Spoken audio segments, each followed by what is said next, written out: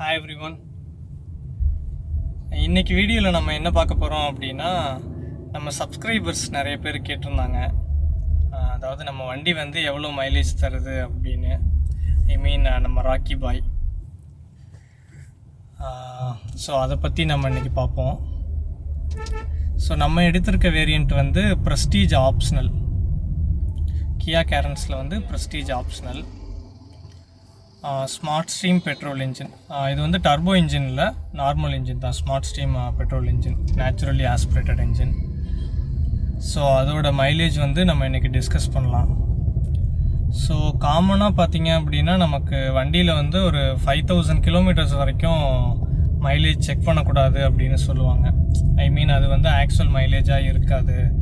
ஒரு 5000 கிலோமீட்டர் ஓடினதுக்கப்புறம் வந்து என்ன மைலேஜ் வருதோ அதுதான் ஆக்சுவல் மைலேஜ்னு சொல்லுவாங்க சீனியர்ஸ், எக்ஸ்பீரியன்ஸ் டிரைவர்ஸ் எல்லாமே. சர்வீஸ்லேயுமே நமக்கு லாஸ்ட் மந்த் வந்து சர்வீஸ் பண்ணப்பயுமே அதான் சொன்னாங்க.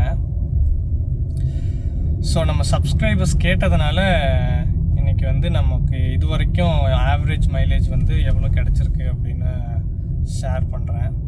ஸோ வண்டி சோஃபார் நமக்கு வந்து 1300 கிலோமீட்டர்ஸ் ஓடி இருக்கு.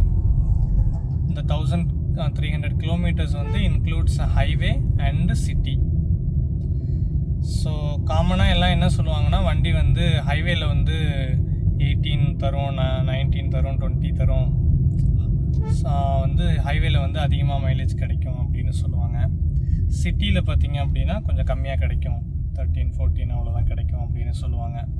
ஸோ காமனாக இப்போ நமக்கு மைலேஜ் அப்படின்னா என்ன அப்படின்னா, சிட்டி ப்ளஸ் ஹைவே இது ரெண்டும் சேர்ந்து எவ்வளோ ஆவரேஜ் வருதோ அதுதான் வண்டியோட actual mileage.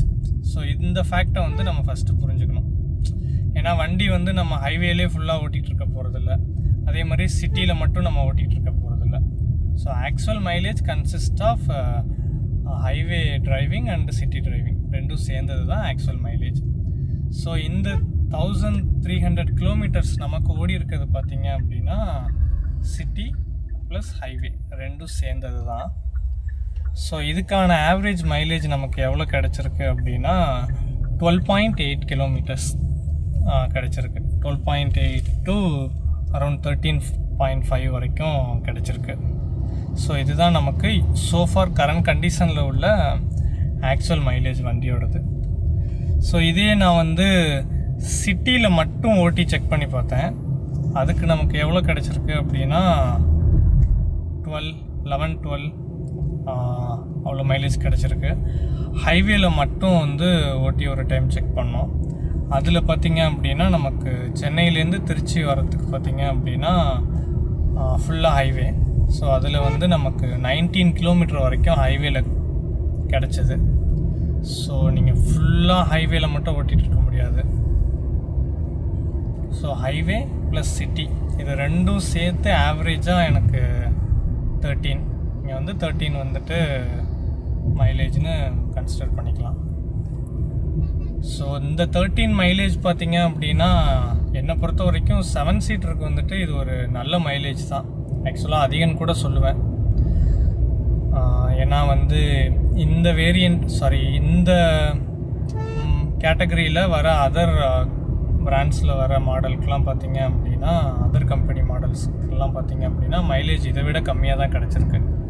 So I don't want to disclose the company names, but இதே கேட்டகரியில் வர அதர் கம்பெனி மாடல்ஸ் எல்லாமே மைலேஜ் இதை விட கம்மியாக தான் கிடச்சிருக்கு. ஸோ இதே நீங்கள் அல்கசார் ஹூண்டாயிலையும் இந்த கியாலையும், ஹூண்டாயோட அல்கசார் அப்புறம் இந்த கியா கேரன்ஸ் இது ரெண்டு மைலேஜும் ஆல்மோஸ்ட் சிமிலர் தான். உங்களுக்கு 13 வந்து ஆவரேஜ் மைலேஜ் கிடைக்கும்.